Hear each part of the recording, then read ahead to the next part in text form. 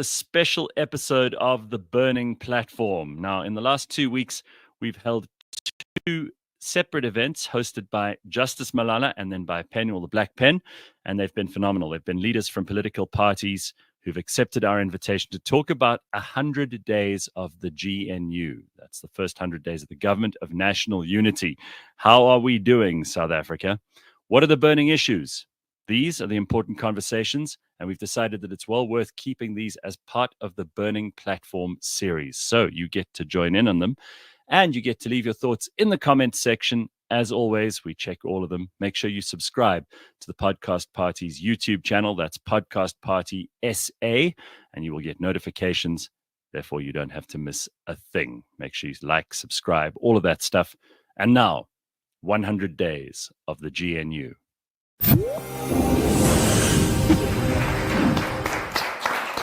Thanks so much. Welcome, everyone. It's so good to see so many familiar, friendly faces here. So I know that the hard questions will be for my guests, not for me. For people who will be joining us on the podcast, my name is Justice Malala. I'm a journalist and a commentator. I have amazing guests today. Many of you in the room know them. Nobuntu Hlazo-Webster, co-founder and co-founder of Build One SA. And now a member of our parliament. Welcome. Thank you. Michael Beaumont, very familiar to many of you, co-founder of Action SA and national chair of the organization. Michael was congratulating me on my book, and I was so embarrassed. I wanted to tell him his book about how he and Herman Mashaba tried to rebuild Johannesburg is really something that all of us should read.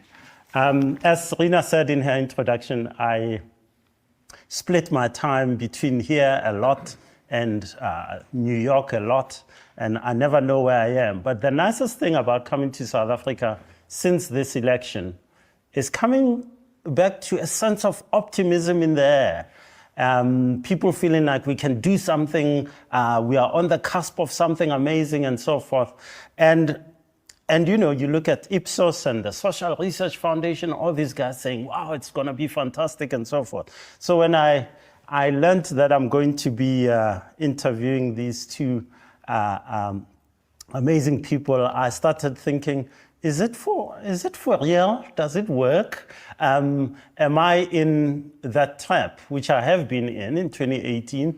And it's a new dawn. Our problems are finished. We can go across the world and it's all happy, and it's all good. And then nothing happened, and the lights went out, and so forth and so forth. So I'm optimistic at the moment, but I'm also very scared about what this means, because South Africa is one of those places where your hopes go up and then they're dashed by political players. So I'm going to give you guys 4 minutes each to give me your experience of the past 100 days, to give me your thoughts on how we've done or what we haven't done. Nobuntu, shall I start with you? Because you've been at the coalface in Parliament fighting the good fight. How have you found it? Sure. Good evening, Justice, and to everyone that's here. I'm looking forward to this conversation. It is an important one. It's a difficult one for those of us who are outside of the GNU, because you speak about the optimism. And sometimes it's difficult to have to relay some of what are the cold truths that we're finding. So, you know, it's always a little bit of a difficult conversation to have, but to say that it's important that we have the optimism, and we need it. I think we came into the GNU, all of us, optimistic, looking at the fact that, you know, you had a diverse group of political parties that all had different strengths to bring to the table, and looking at the fact that actually I was incredibly proud of South Africans because when we'd been complaining about the governance of the ANC and when we'd been complaining about the state of South Africa, South Africans, unlike many of our counterparts on the continent, South Africans actually made the decision to bring the ANC below the majority. So there's a lot to be proud of, and there's a lot that was to be optimistic about. But I mean, being in Parliament and being in the coalface and looking at what's happening, while there is some progress, while there are some things that are looking positive, there also is a lot that is still the same. There's a lot that hasn't changed. I sit primarily in the Portfolio Committee for Trade, Industry and Competition. And it's an important one given the economic recovery which we need to have in this country. I sit on the Small Business Development Portfolio Committee in Education, Basic Education, as well as in Water. Now, the reality is that having been sitting in these portfolio committees and doing that work, there is a lot that went wrong in the previous terms, particularly with governance, particularly with actually just delivery. And unfortunately, there's a lot that doesn't seem to have changed in terms of the current administration taking seriously those gaps, those governance gaps and those governance holes, and taking seriously what needs to change within some of these departments. And so you have that, but then you also have a consequence of the GNU, which is the fact that 70% of Parliament is in the GNU. And so I say this to say, we sit in these portfolio committees and you see the glaring issues, but you now have a party like the DA that was very loud as an opposition about what was wrong in government, that are now mum completely. Some of them sit as deputy ministers in these departments, some as ministers. And as you raise and see these issues, they are completely quiet. So it is very important that parties like ourselves, who chose to stay outside of the GNU, and for this very reason of playing a constructive opposition role, play that role and make sure that we hold the government accountable. So primarily, that's what it is. There's a reality that 100 days into it, there are issues in terms of legacy issues which are not being taken seriously and that are not changing. There are issues in terms of the fact that you have a smaller opposition and you have the majority of parliament sitting in the executive. And lastly, you have the issue that you have to deal with of the fact that 100 days in, there will be policy issues, and there will be, we've already seen with the Bella Bill, we've already seen with the NHI, and those were not discussed and engaged upon and agreed upon upfront. Thank you. That's a lovely summation. Can I ask you one quick follow-up question? And it's this: what strikes me is almost like you feel like, oh, it's the honeymoon, I can't criticize my partner because it's early days. I almost feel like you're holding back. We are criticizing.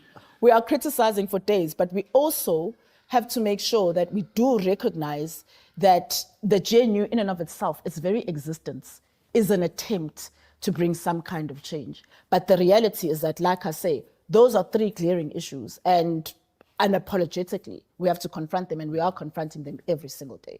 Michael Beaumont, you said a couple of days ago, yesterday I think, that we have an Instagram government. Tell me about that. Well, I guess it stems from the concern that what we're really seeing is ministers and members of this grand coalition, I try not to call it a GNU when I can help it, who spend a lot of time running around making announcements about change, more than there seems to be real changes taking place. You've got to understand that the DNA of government is policies and legislation. And unless you are going to change that DNA, effectively what you have is all of those ministers and all of those departments with their hundreds of thousands of employees, many of whom have had the line between party and state eroded for so long, implementing what they were doing before. And I think we're seeing that right across the particular GNU. What we are also concerned about is the policy lekgotla that took place in July. There was this policy lekgotla, they were going away, they were going to hash out their differences, and yet here we are in October and it's kind of been radio silence ever since. And for us, you're looking at a scenario where whatever you do, it has to start from a point of view of strategy and direction. What is the strategy of this government? What is the direction and course it is setting?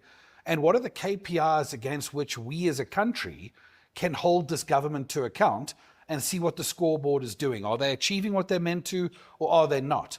And in the absence of that, we came together on Monday and launched a GNU tracker, which is to put down KPIs of unemployment, economic growth, debt to GDP ratio, the number of new HIV and AIDS infections every year, violent crime rates in the country, etc. Because these are the national KPIs. You don't have to struggle to understand that these are the issues that South Africans are most deeply seized by.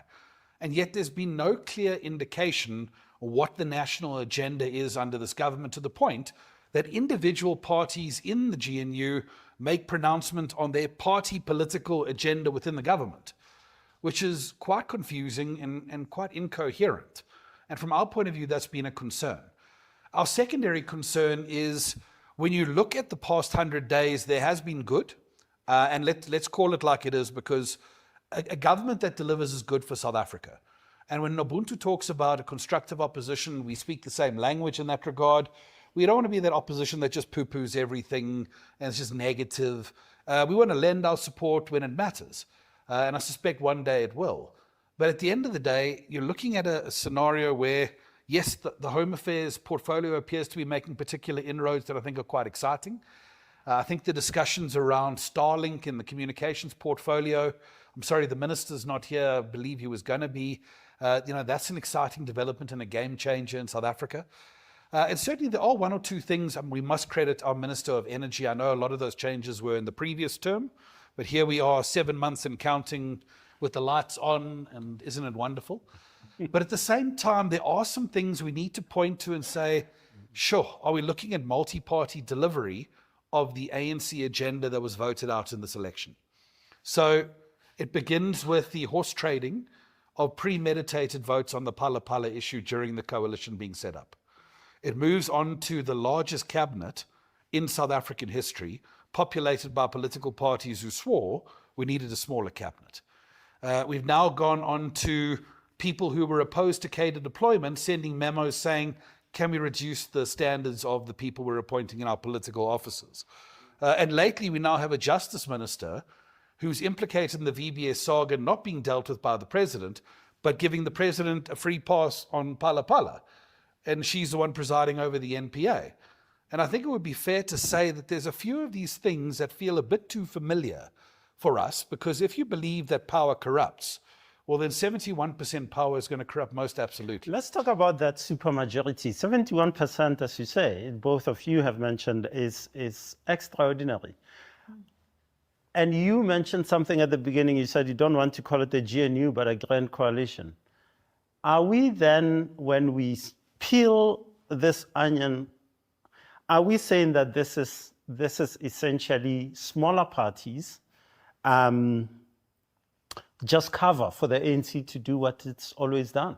Absolutely. And I must say, when we met with the ANC after the election to communicate our decision not to enter the arrangement, and to do so respectfully and to tell them what we meant by constructive opposition, we took issue with 19.3, this clause of the agreement. If any of you are not familiar with its individual terms, it says sufficient consensus is defined when 60% of the seats of parliament agree on something. And the only pathway towards that in the GNU is the DA and the ANC. So it is a grand coalition. Helen Zille has said it, she's correct. And effectively what you really have is a bunch of political parties who wouldn't be sniffing power if it wasn't for the advent of MK, leaping into the German sedans and the pleasures and joys of government. And who can blame them? I mean, these are parties that may not be around in the next parliament, much less having an opportunity to govern. But you've got to understand that the numbers here make that the major coalition. And I think the ANC had to dress this thing up because of its own internal dynamic and the way in which its tripartite alliance and other parts of its organization have repelled the idea of a coalition of the I would push back against you and say Cyril Ramaphosa is a champion. He brought us all together. Here we are, the PAC and the ANC are all together under one tent. I would push back against that. Yeah. And say that that was to save their own skin as the ANC, really and truly speaking. The reality is that And I think Michael's mentioned it. For us, we also had conversations with the ANC post elections, and the reality is that what we could not see was an agreement on how we would govern together. It was really more about patronage more than anything else. And given that fact, you're seeing the results of that now. You're seeing the consequences of that now. You're really seeing a government that has come together and parties that have come together because they found a way to be able to progress their own agendas, more than you have an agreement that has said, here's what we want to achieve. You do not even have a sense of KPIs that have been given or that have been agreed upon for each of the portfolios. You do not even have a sense of each political party going back and even saying to their own structures, here is what we are committing to deliver on. Here are the KPIs, let alone to the public, that we are going to deliver on in this term.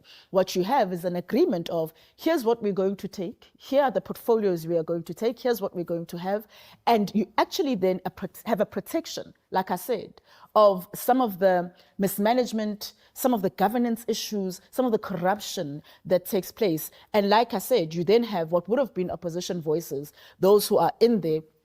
Michael mentions Phala Phala and other sort of protection that we're seeing. Recent history, 1994, Nelson Mandela forms a GNU, not in a similar vein, but it's a GNU. 2 years later, the National Party walks out. But just 10 years later, the National Party is totally obliterated. And you can go back to that GNU and say, this is how the National Party died. It seems to me both of you are almost winking, almost flagging that this could be the end of the major opposition, and that's the DA you've mentioned.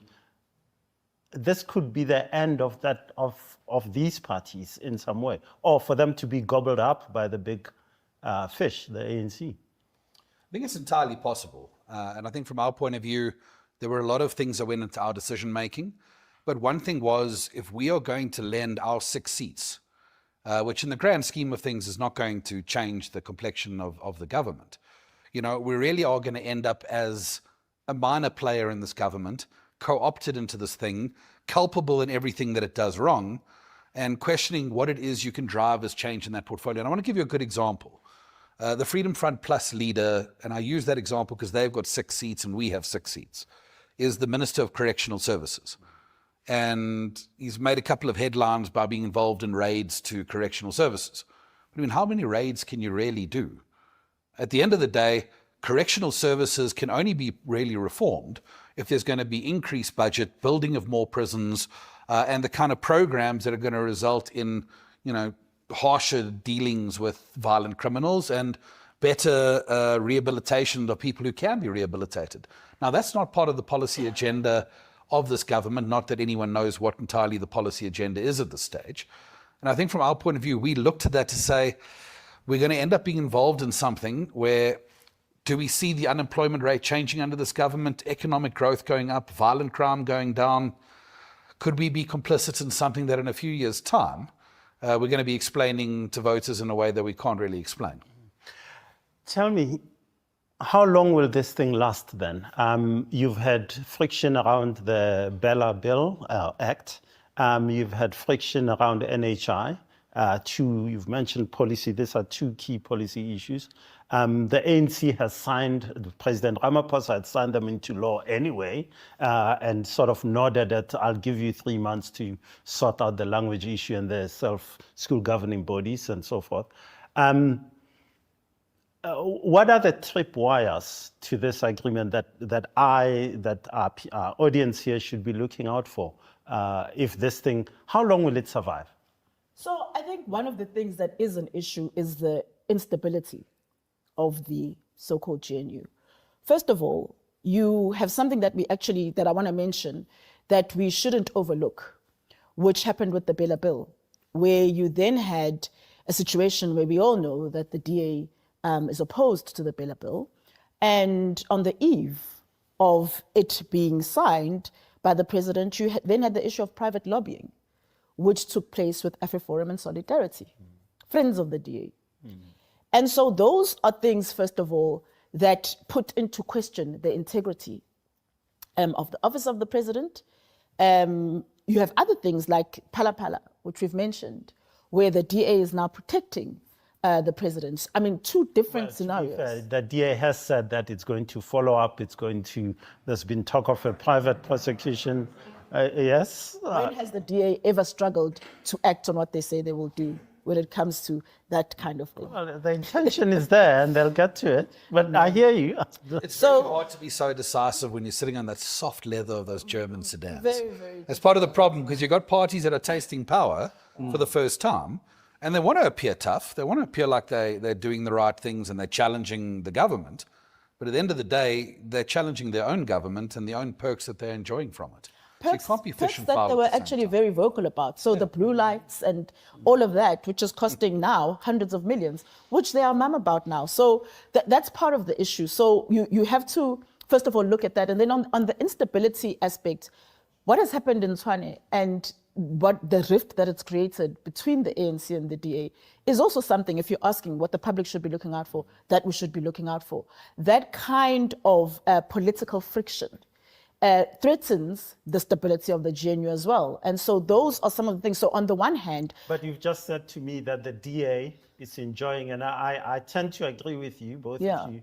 The DA is enjoying the perks of office. It's not saying a word about the fact that we probably have the biggest, we're not the biggest, but if you take the deputies and the ministers, we have an extraordinarily huge cabinet. I mean, 75 people, I think, at the moment. Yeah. I can't believe we got here when we were talking about belt tightening and, becoming like the Americans and so forth. 600 million staff salary bill, by the way. And so my question to you is, these tripwires will fall into the lap of, oh, it's so nice here. Let me just keep quiet and keep taking the salary. So those are the two threats, and that's what I'm saying. You either have a threat where you are becoming and you're finding a government that is more and more captured and more corrupt because of the protection of their own luxuries that they found, or you have an instability in the sense that the whole thing falls apart because there comes a time when the friction is just and the conflict is just that high that they can no longer work together. Either way, both scenarios are not good for the country. You've both spoken about the economy. I always, when I try to simplify it, it's the old political line, it's the economy stupid. When both of you say to me, there isn't an economic plan, there isn't a policy plan to this government, it makes me shudder thinking about the massive unemployment, the massive youth unemployment. How do you fix that? How can they fix it if you were giving them advice? So I think the first thing is you've got to set clear direction. One of the biggest problems we've had in South Africa is you have an NDP and you have some sound directional guidance, and then you have that being muddied by statements where, in front of this audience, we're pro land expropriation. In front of that audience, no, we're not going to do that. And those kind of mixed signals have been terrible in so many industries, the mining industry in particular and others. As well as other reforms that have to be brought in. And what was so important in the early stage of the life of this government was setting a clear direction and announcing those reforms. That's what needed to come out of that policy Lekgotla in July. And it was always going to be challenging because some of these reforms that are require a bit of an internal battle within the tripartite alliance. Announcing labor reforms is going to be a tough ask, but it's part of what needs to be done. Announcing financial cuts on spending to bring down the debt and reduce our cost to debt, which is our greatest budget line item right now, all important. The ability to shut down state-owned entities that are a drain on our country and are just simply not adding value. These are all tough things that needed to be thrown into the equation in terms of how we go ahead. And there's been the radio silence emanating out of the space that is a concern, but rather what you have is a litany of trips to China and the UK and the US, and these trips can be valuable, make no mistake. But if the approach is to go to the investing community and say, invest in us, because we're the Rainbow Nation, it's not going to cut it. We have to create an investor-friendly destination in South Africa, and for that we have to announce major reforms. And I think there's a window of time after a new government is formed, where that first impression to the world can be created. And that window is starting to close rapidly as the world starts to wonder, is this just business as usual going forward? We still are struggling with the same and actually even worsening levels of unemployment. Even post, the last quarter of the QLFS revealed that. And so you don't really have real change that you've seen. What we have had actually, and which has been, I think, in some ways, something that has made people believe that things are better, is that we've had business sentiment. So we've had good sentiment that's been happening. You've had a sense that the markets are happy, and you've had a sense that investors are ready again. But you actually have not genuinely had any change. And Michael speaks about policy. But I mean, I'm going to go a little bit more granular and say, even if you can agree on policy, what happens in the implementation of that policy within the administration is really what becomes most important. Because currently you're sitting with, for instance, I'll make an example, in trade and industry. What appears to be an indecisive minister who is really unable to make decisions, not only about how to implement policy, but even decisions about things that are fairly enough, maybe legacy issues, but that are wrong in that department. And so when you have those issues, it means that you can have the best policy in the world, but you're not going to have change. You're going to have, you're going to you sit with many of these institutions, and we hear some of them are actually currently, they have qualified audits and all sorts of issues, but you're not making decisions. You are not able to even say, here's what we want to achieve in the next, by midterm, here's what we want to have achieved. And you're not able to hold those administrators accountable for that. And so that has not changed, and that is a worry and a frustration. Once again, I'd put it to you that it's all going to be okay because the deputy minister is from the DA. The deputy minister is the most quiet person, even as we sit and engage and ask questions and hold and do the work of oversight and hold that administration and that executive accountable. The DA minister is the most quiet. So no, it's not going to be okay. Not trying to personalize it to any party, because I hate when we get into this bouncing around between the two parties. Well, it is. So you've said it's what it is. It's not a GNU. It's a grand coalition. No, So sure. the DA has to take it. No, look, they do, and used to give it. Well, absolutely. I mean, it's quite ironic that parties that used to be very strong opposition parties are now very thin-skinned in government. So I suppose that just comes with the territory. But certainly, I mean, the one part of the economy that you can't ignore right now is that we have, in the absence of real economic reforms, we have ministers running around claiming credit for the international oil price coming down and the effect on inflation. And I mean, I'm sorry, Justice, I say this. I mean, I know it's partly causes a laugh, but, I also think we've got to be serious. I mean, with an economy in our state and unemployment to the level we're at, we actually need this government to get serious on the question of the economy. And until they do, and as long as you've got ministers running around claiming credit because the fuel price came down because of oil, it's really not going to give the appearance of a serious government that's out for real reforms. And I think that's why a lot of the initial optimism you're seeing in the markets is now being countenanced as cautious optimism. Nobunti, let me ask you before I move on to, there is, when you talk about trade and industry, you think about the sheer lack of movement, in fact, the sheer lack of any kind of initiative in the years under Minister Patel. And one would have thought this is the beginning of something new and proper.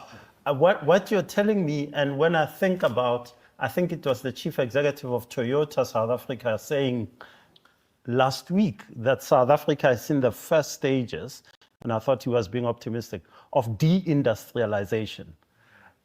That means that factories are closing down and people are losing jobs. And that means that we are all here in profound danger. So I'm going to make it's going to seem very simple. I'm going to tell you something that's going to seem very simple, but that gives you an idea of what has been happening in that department and what has happened in the 100 days since. There are critical positions and vacancies that have not been filled for 3-4 years. I'm talking about DGs, I'm talking about CEOs of institutions. There are boards that are dysfunctional of entities and institutions that fall within the DTIC. There are vacant board positions. There are boards that have overstayed their period, which makes it actually, it contravenes even the PFMA. So there are issues like that that have happened. But in this first 100 days, there has been little to nothing that has been done just to address that, something as simple as that. Mm-hmm. And so I do not know how the DTIC was functioning under Minister Patel, because the things that we're now finding in terms of the state of that department, really for me, it makes it a department that actually cannot function.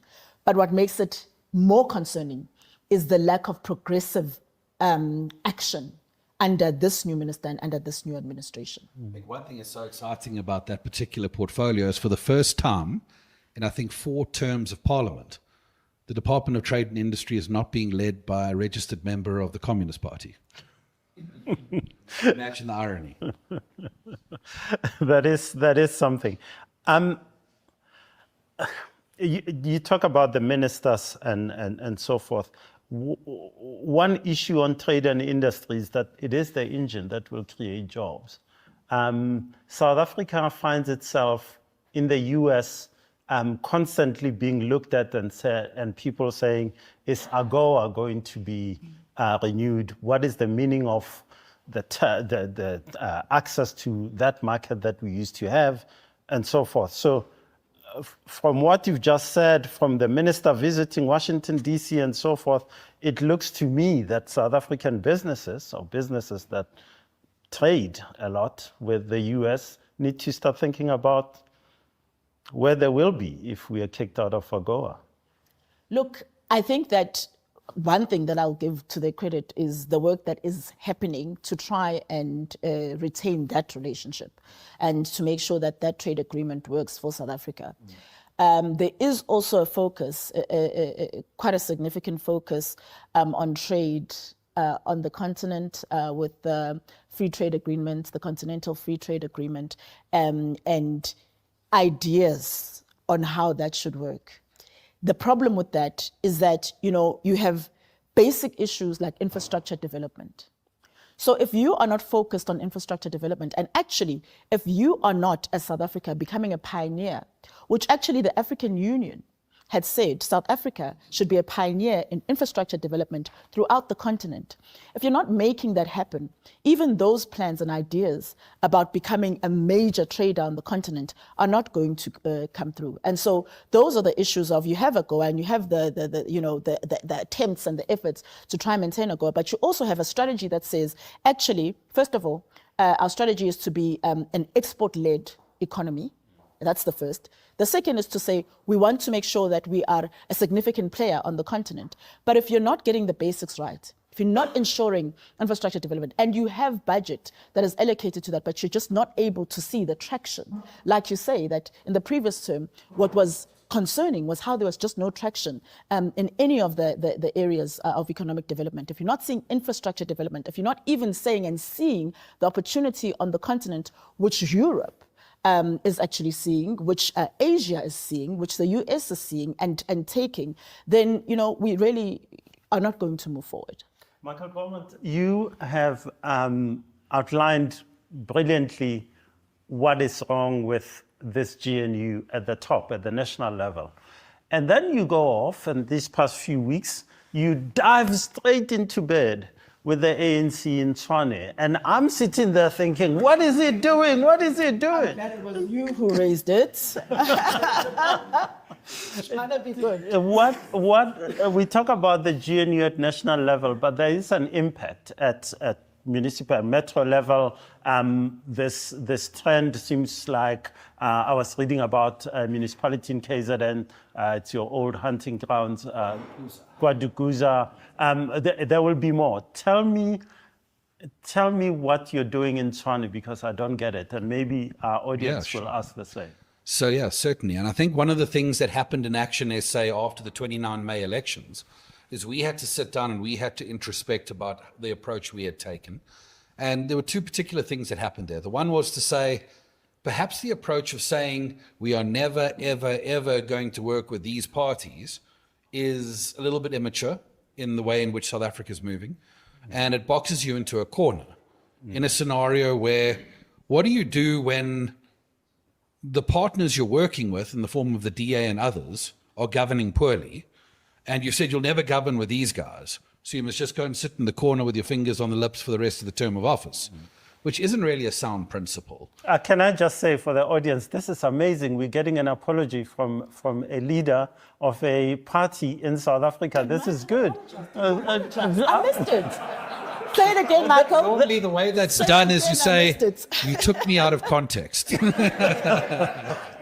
But no, Well, and the word never will never be used again by Action SA. Well, I think we need to grow up a little bit, and we've gone through that process. And I think the second thing you've got to understand is we went out to the electorate with a very strong message of saying we will never, ever, ever work with these parties, and we got 1.29% of the vote. So, you know, you're going to cling on to a message that didn't get responded well to by voters, or you're going to adapt in a changing world and try not to be a dinosaur. But as it relates to Tshwane, we also took the decision to say you've got to deal with every decision on its merits, which means you might be working with this configuration of parties here because it's the best outcome for the residents, and that configuration of parties there because it's the best outcome for the residents. And unfortunately, the last few weeks, I'm afraid, has seen the worst of South African politics as it relates to the situation in Tshwane, because on every single metric, and I'll happily debate this with anyone here, Tshwane is a failed government. Tshwane is worse than eThekwini was under Mxolisi Kaunda, who had to be hounded out of there in terms of the KZN GPU. But for some reason, you can't go there. And I'm afraid there's a dynamic where if someone's governing badly, but they look like me and they talk like me, that's okay. We must defend that. And we were involved in a coalition that was failing on every single level. On the Auditor General outcomes, it was in the same class as Buffalo City and Mangaung. Its liquidity was at 0.6, which any financial aficionados out there will tell you means it can't meet its short-term obligations. It owes Eskom 6.8 billion rand right now when it owed them nothing in 2020. Where have the payments for electricity been going? And service delivery, particularly in the townships where there has been a racial skew in service delivery, has ground to a halt. These are serious issues. And we had to ask ourselves the question, are we just going to be good coalition partners and form part of a failed government for the next 2 years? Or can we actually show South Africans and the residents of a very troubled Gauteng that there could be a third way? It doesn't need to be blue. It doesn't need to be yellow. It could be led by green. And I think ahead of 2026, we need to start showing people that there are new options. And so you're saying the ANC, which failed spectacularly in Tshwane between 1994 and 2016, will be this agent of change? No, I think Action SA is going to be the agent of change. Action SA... But you've seen Mayor Nasipi Moyo's cabinet, MMCs, ANC, there are some from other parties, but she is beholden to the ANC to do a huge chunk of the delivery. Well, I think you've got to understand, when you're in coalition, you're beholden to someone. And I think part of the problem why the previous government collapsed is because parties that didn't have a majority tried to govern like they did have a majority. And there's nothing wrong with being beholden when you're beholden to the needs to communities and parties representing those needs. If that is what you're beholden to, that is a good thing. And at the end of the day, we need to look at a scenario where executive authority, constitutionally and in every other sense, is defined in the mayor. Everyone else is a direct report of the mayor. And if you have a mayor going in there and driving change in the manner that we anticipate possible under Dr. Nasipi Moyo, we believe we can show South Africans a third way. Now, again, I'm not sitting here saying that the ANC's record in Tshwane has been good. The voters voted them out for a reason. But then I'm also saying to you the DA's record since 2016 has been cataclysmic.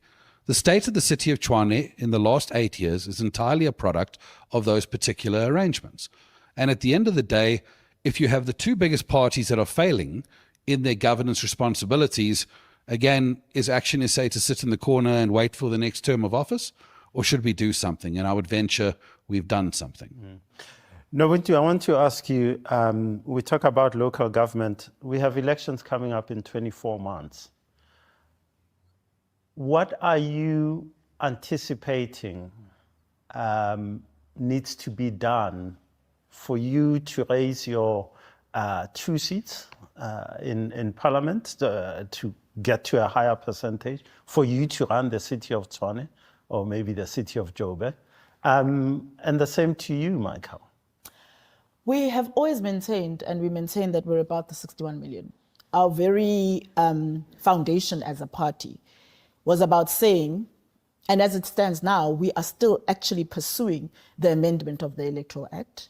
We're still pursuing electoral reform, because our very foundation was about saying, how do you get to a point where South Africans are duly and are fairly represented by leaders that actually serve them, by leaders that actually deliver? And so we continue on that. It is who we are. We are doing that even in Parliament. The way that we are working in Parliament and the way that we are engaging constituencies says that we are about the 61 million.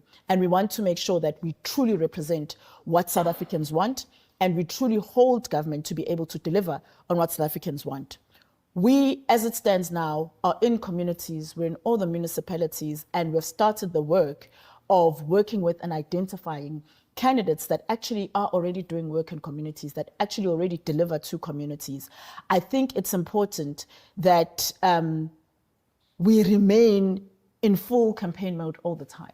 You know, it's important to always be delivering in whatever way we can. And even though we hadn't been in the previous local elections, which means that we are not in any local government, we still do what is within our capacity to be able to respond to the issues that sit in municipalities. I think how we perform in national, how we perform in Gauteng, and we're doing a lot of work with 1 seat in Gauteng, and I think we're doing significant work in being an opposition in Gauteng. As it is now, we have called for the Mfuleni municipality to be put under administration. We're doing work there. So we are doing work in the different municipalities, and we are responding to the needs of communities, because we've always said that there has to be true representation of communities, and there has to be true delivery to communities. Michael, 2026? Yeah, so I think we always look at a local government election with a lot more excitement. I think Action SA has an orientation more aligned to local government. That's our sweet spot.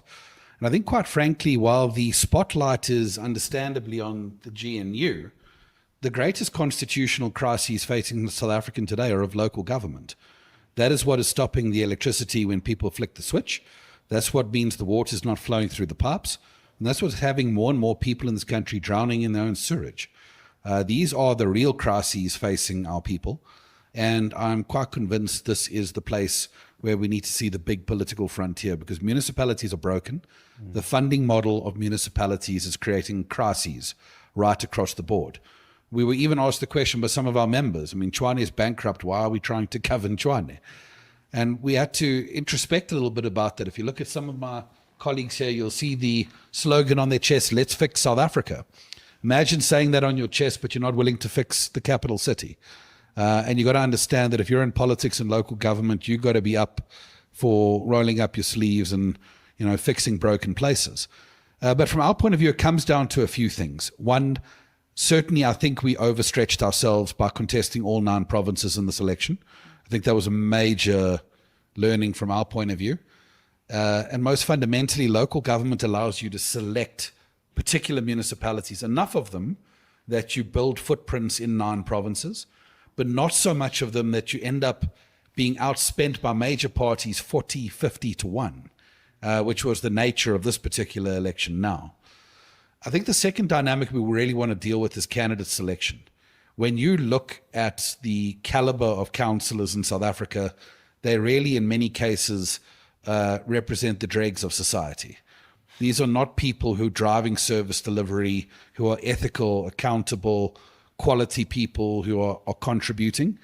And I think if we can fix that model and find ways of identifying and partnering with communities to find people who have a constituency already, people who have a trust relationship built in their communities, that would go a long way.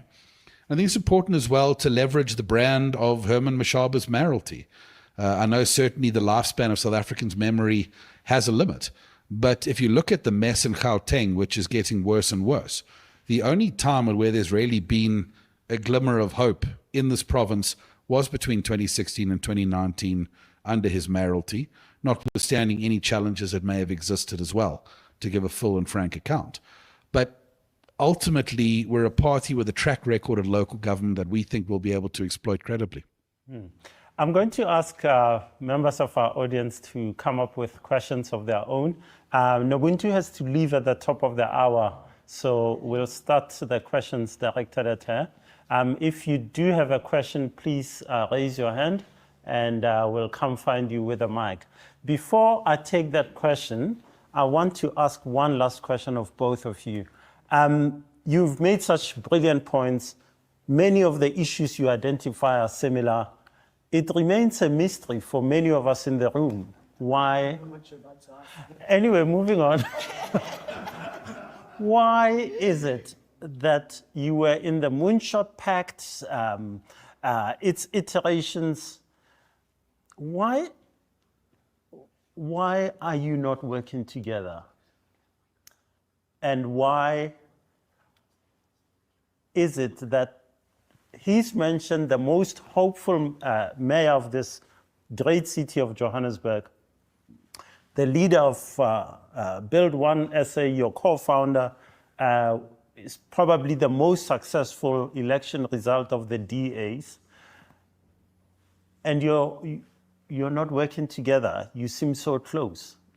Please tell me. So, first of all, I can see Michael wants to respond, and I'll let you. I just want to correct something. We were never part of the Moonshot Pact. Yes. Just need to categorically state that and put it on the record. But answer the question for me. Sure. So, first of all, as Build One SA, we have a particular model that we took. And we were very clear that when we established ourselves, Action SA already existed, as an example. Yes. And we were very clear that what we want to do and what we're doing doesn't exist in the political landscape. So what we did, and I mean, we learned some lessons from that as well, as we went out to communities and we said, choose your own leaders. We have them endorsed. We have a process of candidate selection that meant that every single person who was on our list came from the community, right? And so as the very essence of who we are means that we have to work a certain way. And it's a way that's quite different from how conventional political parties work. That's something that we want to retain. That's something that we want to keep. And that's something that we want to keep, building on. And we think that it comes as close as you can to the kind of electoral reform that we want to see. So that's the first thing. A cynic like one of my friends in the room here would say, it hasn't been wildly successful, has it? It's so. One, it hasn't been, given what given the number that we got, or given the results that we had. However, we had been in existence for all of 18 months at that time. And you do need time. When you come with something that is a change, when you come with something that's different, you do need time to get people on board with that, one. Two, our model is really, really well suited to local government and to local elections. And so we want to test that, come local government and local elections, because it says in your community, and it's more of a constituency, it's very close to a constituency-based model, and we're saying in your community, choose your leader. And so it's very suited to that. So let's see what it does in 2026. And we're very, very, we're very positive about what will look like in 2026. Having said that, we are friends with Action SA. Are you denying in front of the people? No, I was to say getting all emotional. We are friends. We are friends with Action SA. In Parliament, we work. Friends with benefits. We work closely. We work closely in Parliament together, and it's never to say that the way we have started working won't morph or grow into anything else in the future, because we are very closely aligned, and like I say, we are working together, and it's not to say that in the future it may not grow into something else. Yeah, sure, that's promising, huh? No, I think from our point of view, we have been in talks. There have been talks going on for quite a while. And I think we're growing increasingly concerned about the proliferation of parties that, yes, they have their differences. Let's acknowledge that. But actually, differences are a good thing.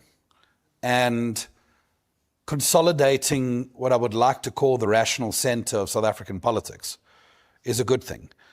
Because if you look at this election, the rational center of South African politics did not do very well. Growth was on the margins. Growth was on the parties whose policy offerings included sending young pregnant women to Robben Island and switching off the life support machine of foreigners at Rahima Musa. So at the end of the day, the rational center didn't do well in this election. And I think a lot of voters just don't understand why these different parties exist individually and separate from one another.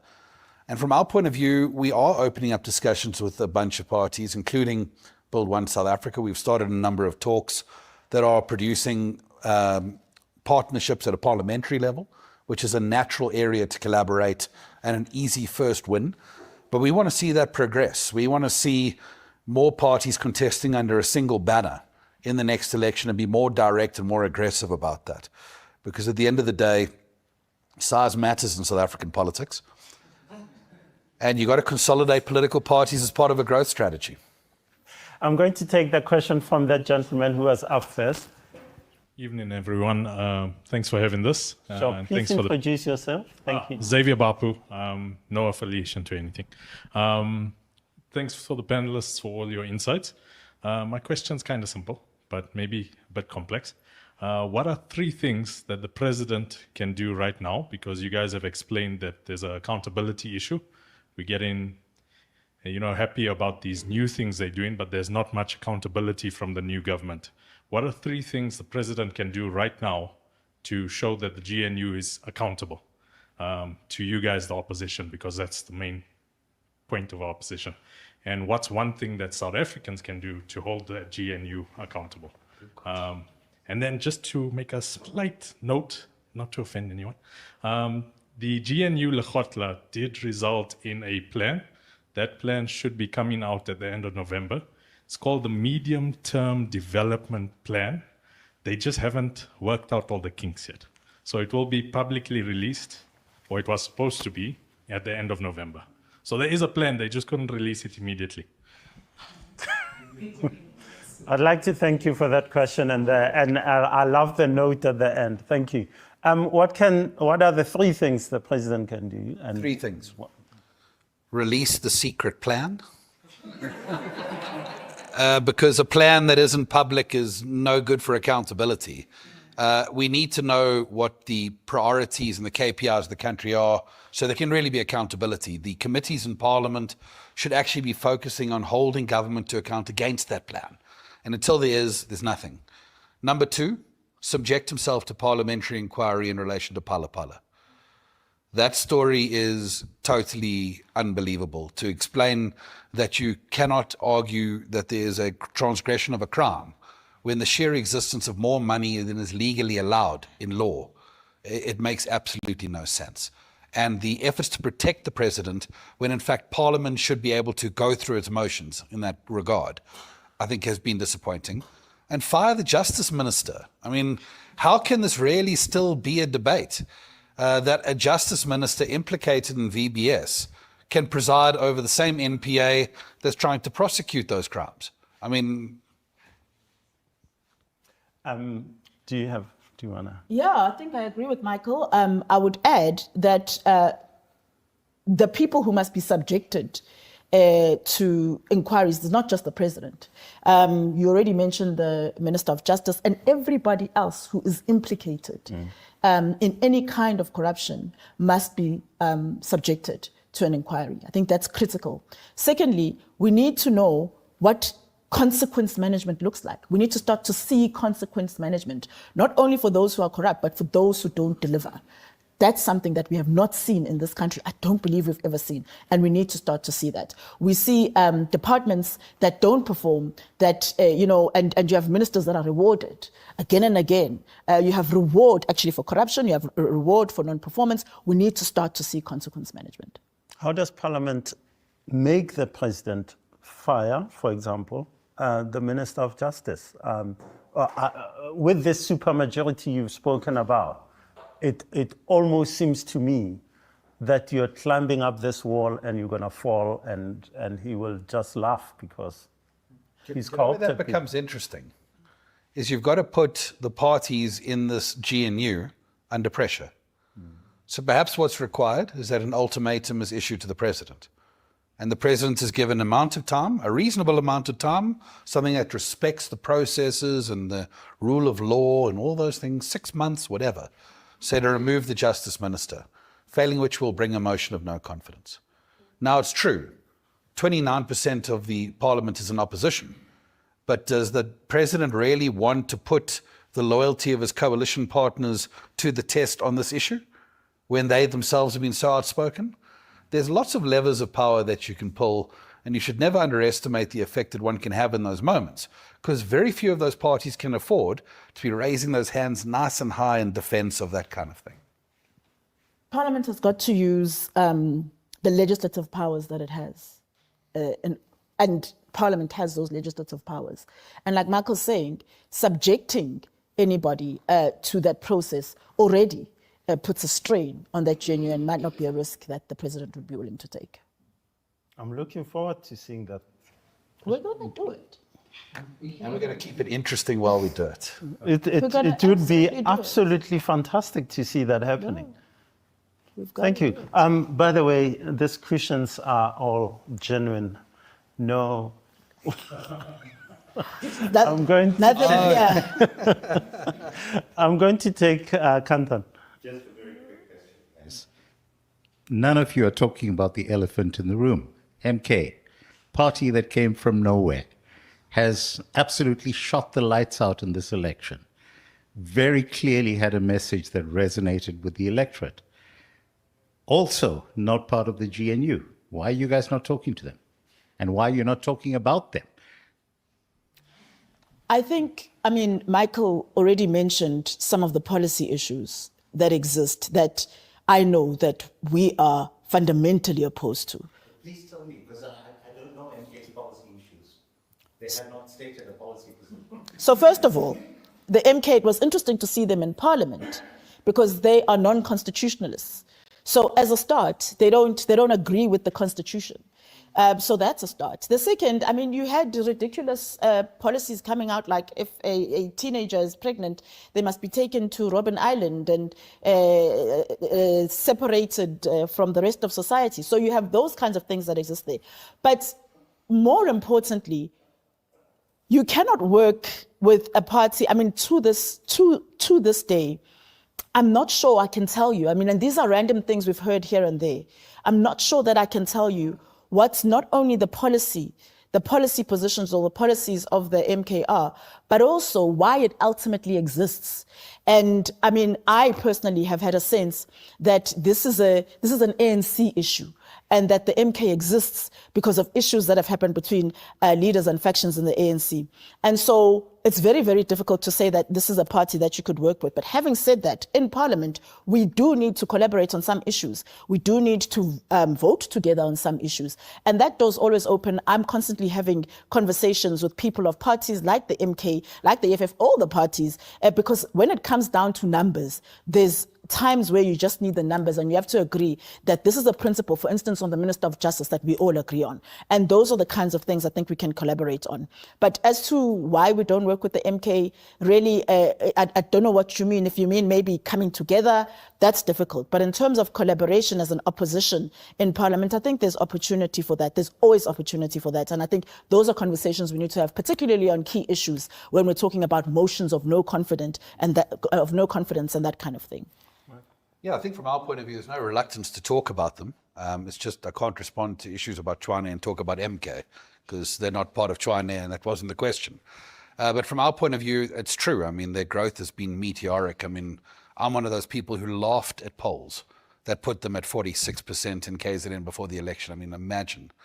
And it's true. They're a significant force. They're the official opposition in Parliament. And again, recognizing that there are no angels in our industry, you've got to be able to have engagements and conversations with everyone.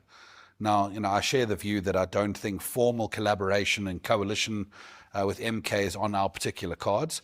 But certainly when you're in Parliament and you're part of a 29% block of the opposition, when we call ourselves a constructive opposition, what that means is sometimes we will work with the government to support a good idea, and sometimes we'll work with the opposition to defeat a bad one. And we have opened up lines of communication in that regard, and we will use them as and when it's necessary. Because, for example, if you're going to bring a private member's bill in Parliament, you've got to get it out of committee. And you've got to have a majority in committee to get it out. And you have to be willing to work with any number of political parties to get that to the floor of Parliament. And we've opened up those lines, and we intend to use them to the benefit of our legislative agenda and our constituents as well. If I can give an example of when we worked with the MK, it was with the issue of who becomes the official opposition. Because you realize you have, in Parliament, you have the GNU, and traditionally, we got to Parliament and the ANC was the majority party, and then the DA was the official opposition. And so that's something that we came together as this 29% and said, but that can't be. The MK needs to be the official opposition, and the leader of the MK in Parliament needs to be the leader, the official leader of the opposition, because ultimately the DA is no longer the opposition. And we worked together on that until we won on that. And now the MK is the official opposition. So those are some of the issues that we've already worked together as a bloc, this 29% in Parliament with. It's interesting for me that President Cyril Ramaphosa says the collapse of the GNU is too ghastly to contemplate, using his words. The leader, the federal chair of the DA, Helen Zille, says we will be burnt to ashes if it collapses, and essentially saying those guys, meaning the MK party and the EFF, essentially, should not be allowed into power. And I, in your response,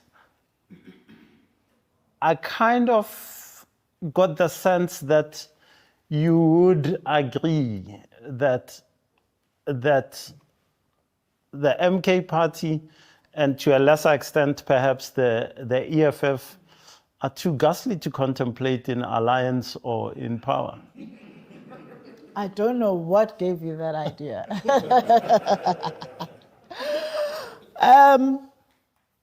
The reality is that ultimately what South Africans voted for was not a grand coalition or a GNU.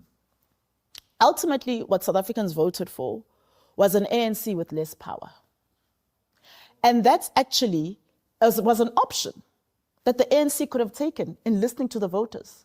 They could have gone into the 7th administration with their 40%, and we would all vote in Parliament on a case-by-case basis, based on the merits or demerits of what they put on the table. So the reality is we don't have to think about, who would be better to work with the ANC? Would it be the MK and the FF? Would it be the DA and the...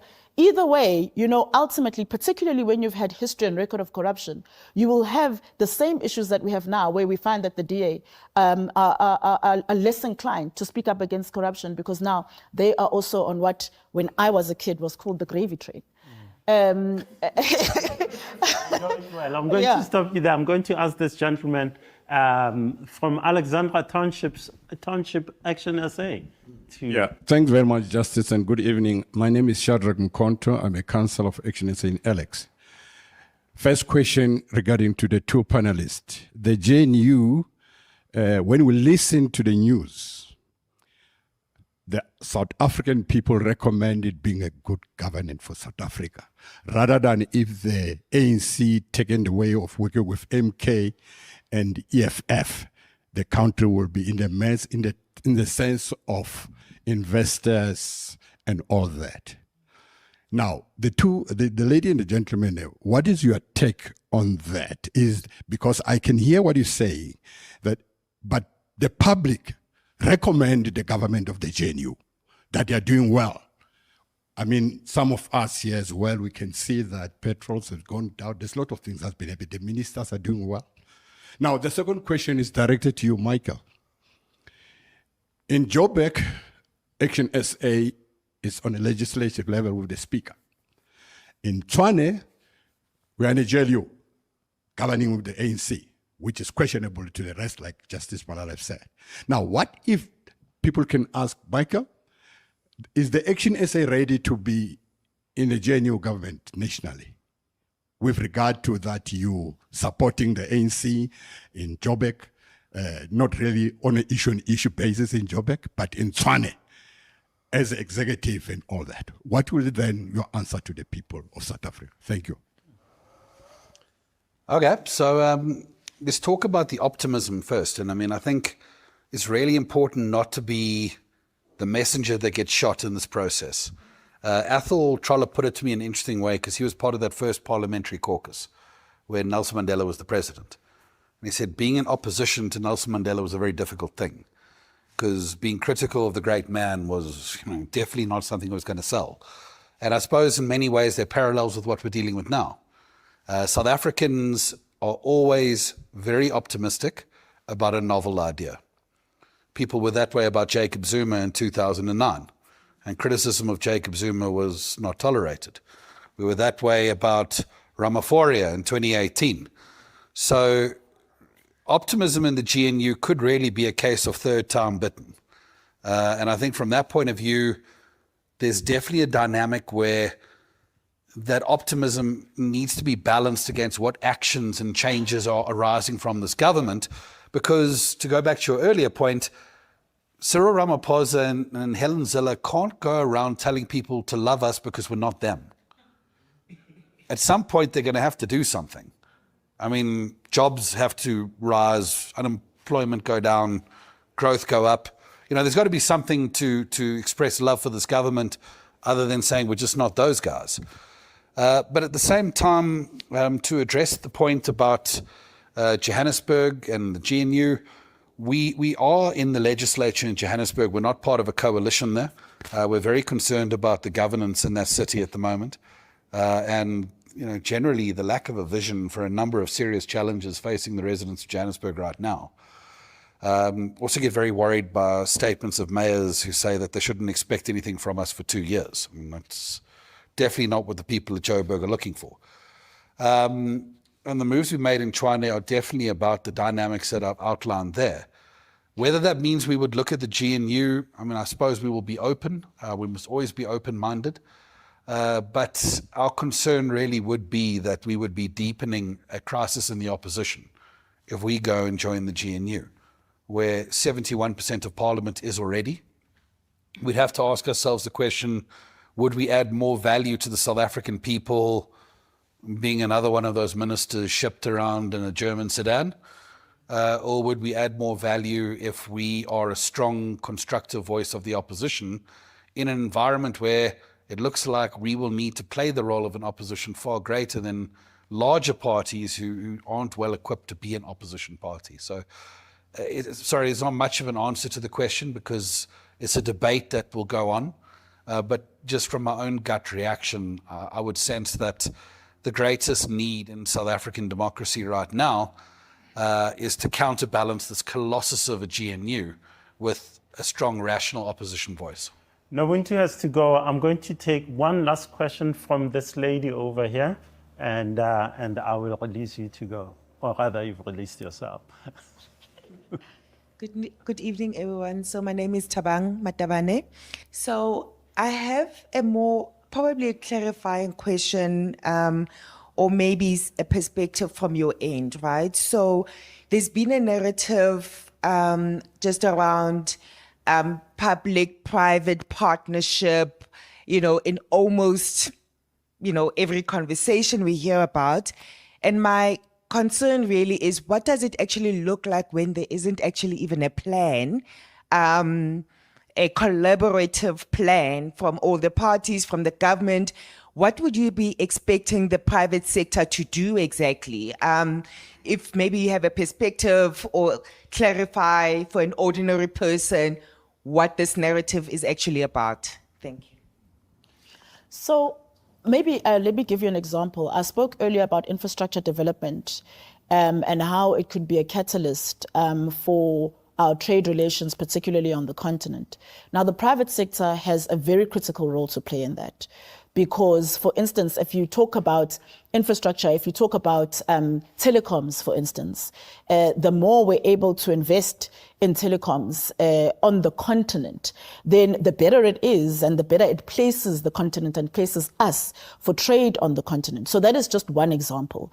And more domestically, when you look at public-private partnerships, if you look, for instance, from an economic perspective, and you're thinking about areas where, for instance, even with investment, part of the conversations we've been having is about investment into various sectors. And if you have more investments and partnerships locally as well, that is something that can see us having a better collaboration and can see us being able to reach even areas where we haven't been able to reach and levels we haven't been able to reach in terms of our economic development. So those are just some examples.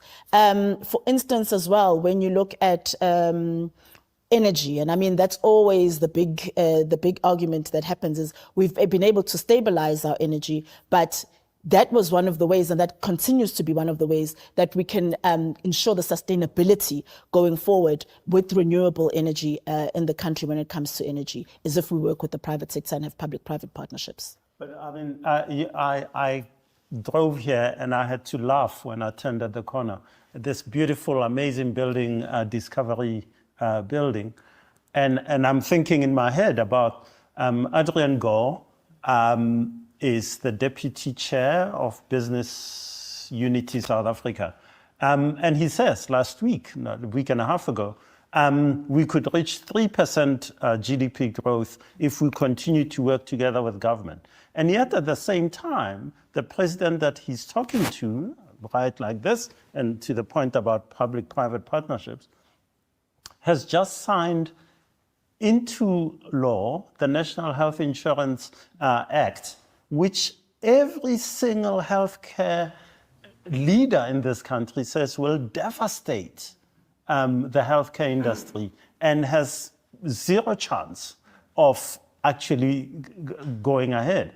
So the talk is the talk, but it's, I'll listen to you when you've helped me fix Eskom, but hey, I'm just going to devastate another industry altogether, an industry that, works to a large extent. And that becomes the issue. It's the inconsistency in terms of what the administration, what the president says about the role of the private sector, and then the policies that you have that are like the NHI and that don't even take into consideration some of the contributions, where you're saying don't altogether cut out the NHI, but take the contributions that will make this work better and that will make it a better partnership with the private sector. And it's a serious inconsistency with our government. And those are the things that we actually have to continue to fight as an opposition. Do you mind if I respond? Yes. So I think the first problem is until you have the strategy and the direction of the country being defined, everything else is in limbo. I mean, even right now, our international relations is meant to serve a national strategy. If you don't have a national strategy, what relationships are we fostering? What relationships are we letting go of? Is Cuba really the most important country in our international network? I probably don't think so. And we need to understand that it's got to flow from a strategy. From there, we need to look at the finances of the country. There are very clear cases of urgent needs to invest money in public infrastructure, by way of an example, where we don't have the budget to do it. Take a look at Transnet. That is such a classic example of a revenue-generating unit, one that a huge amount of capital needs to be sunk into to realize that revenue, and one where the private sector will win the battle 1,000 times to 1 in being more efficient than government in getting it done. That's a prime example, and there needs to be much stronger leadership in this regard. These are the kind of reforms we were hoping to arise out of a policy Lekgotla in July. My friend there tells me the top secret classified document will come out in November. But at a certain point in time, these are some of the changes. The problem is these changes involve breaking a few eggs to make an omelette. The tripartite alliance is not going to react well to this. Public-private partnerships are swear words to parts of the ANC and parties in their ecosystem. So it's going to be a serious challenge to see whether or not they have enough backbone to get it done. But there's no question government doesn't have the money to do these things. And there can also be no question it doesn't have the capacity in certain regards. And that's where the private sector, who is sitting on a huge amount of capital right now, because of a lack of confidence long-term in our economy, is the key that needs to unlock this equation.